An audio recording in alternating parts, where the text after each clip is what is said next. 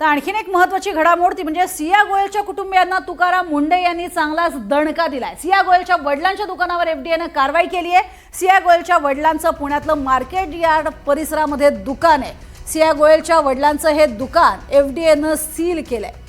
व्यवसायाचा परवाना नसूनही दुकानातील माल हा निकृष्ट दर्जाचा आहे हे देखील एफडीएच्या लक्षात आलंय आणि म्हणूनच त्यांनी त्यावर थेट कारवाई केली आहे। 8 लाख रुपयांचा 4000 किलोचा माल एफडीएनं जप्त केलेला आहे।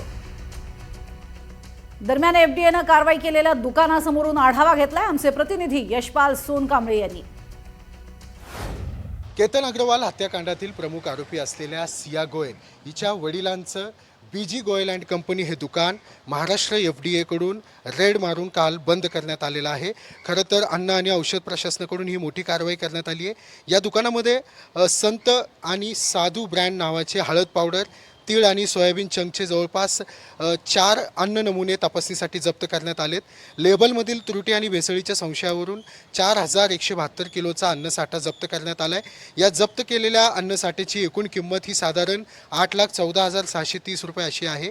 अन्न सुरक्षा आणि मानक कायद्यातील आवश्यक तरतुदींचं पालन न केल्याचा ठपका खरं तर या सिया गोयलच्या वडिलांवर ठेवण्यात आलेला आहे।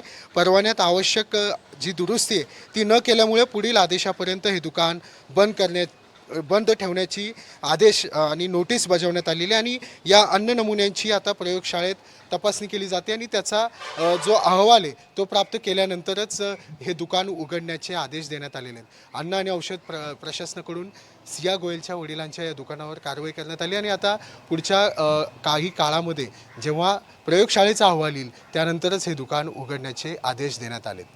कॅमेरामन निकेतन मानेसह Yashpal Sonkamble, NDTV Marathi, market yard, Pune.